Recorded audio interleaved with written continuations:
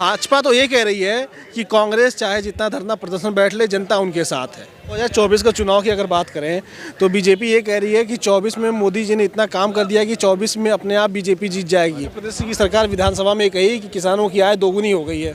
राहुल गांधी की सदस्यता जाने के बाद पूरे भारत में कांग्रेस विरोध प्रदर्शन कर रही है, धरना प्रदर्शन कर रही है। अभी हमारे पीछे आप देखिए, यहाँ पे सत्याग्रह प्रदर्शन चल रहा है और यह संकल्प लिया गया है कि आखिर किस तरीके से भाजपा को कांग्रेस हटाएगी और इस तरीके की अलग अलग बातें यहाँ से की जा रही हैं। तो चलिए लोगों के भी चलते, कई सारे यहाँ पर बड़े नेता भी हैं, उन लोगों से बात करेंगे। नसमुद्दीन सिद्दीकी जी भी हैं और तमाम लोग हैं, उन लोगों से बात करते हैं। सर, भाजपा तो ये कह रही है कि कांग्रेस चाहे जितना धरना प्रदर्शन बैठ ले, जनता उनके साथ है। देखिए, घमंड रावण का नहीं रहा है और नमरूद और फिरौन जैसे लोग नहीं रहे हैं, उनका घमंड नहीं रहा है। तो भाजपा का भी घमंड कितने दिन रहता है, देखते हैं। जनता किसके साथ है, समय आने दीजिए, पता चल जाएगा। महज दिल बहलाने के लिए गालिब ख्याल अच्छा है।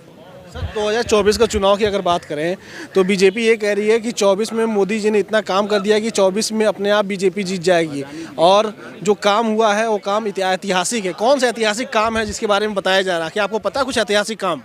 ये तो वही बताएंगे ना। ऐतिहासिक काम यही है, यही ऐतिहासिक काम है कि किसानों को बॉर्डर पे 1 साल तक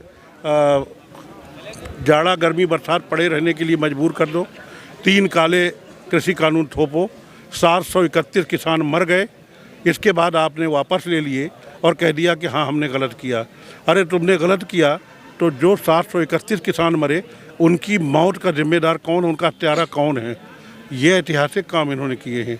होली के ठीक पहले एक तोहफा दिया, रसोई गैस के सिलेंडर के रेट बढ़ा दिए, घरेलू गैस के भी बढ़ाए, कमर्शियल के ज़्यादा बढ़ाए।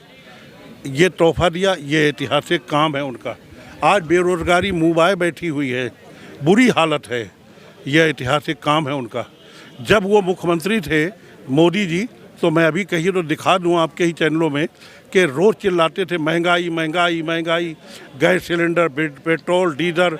और उनकी एक मंत्री हैं, वो कभी चूड़ी भेजती थी, कभी कुछ भेजती थी। अब वो कुछ नहीं भेज रही हैं। ये ऐतिहासिक काम है। आज कोई भी व्यक्ति सुरक्षित नहीं है, हमारी माँ बहनें सुरक्षित नहीं हैं। कानपुर देहात में मैं खुद गया हूँ, माँ बेटी जल करके मतलब इतनी सिकुड़ के रह गई। आग लगा दी प्रशासन के लोगों ने वहाँ पर। मैंने जाकर के देखा, हमारे प्रदेश अध्यक्ष भी गए थे, नकुल दुबे जी भी गए थे, हमने तीनों जाकर के वहाँ देखा।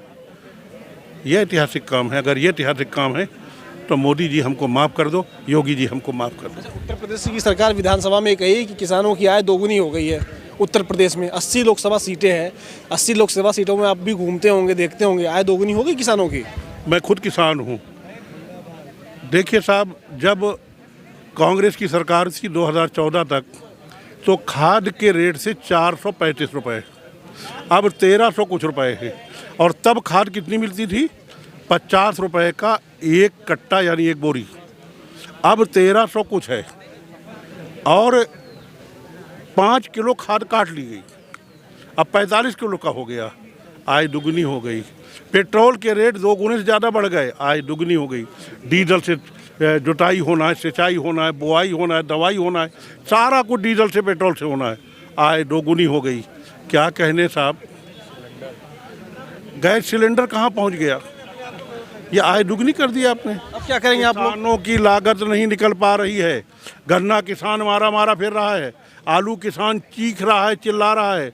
गेहूं है, रबी की और फसलें जो हैं, दलहन की जो फसलें हैं, उनकी लागत नहीं निकल पा रही है। आप आय दुगनी की बात करते हो। अब क्या करेंगे आप लोग? क्या होगा अगला कदम? अभी फिलहाल हम लोग जो है, जब तक इंसाफ नहीं हो जाता, जब तक न्याय नहीं हो जाता, तब तक हम सत्याग्रह में बैठे रहेंगे।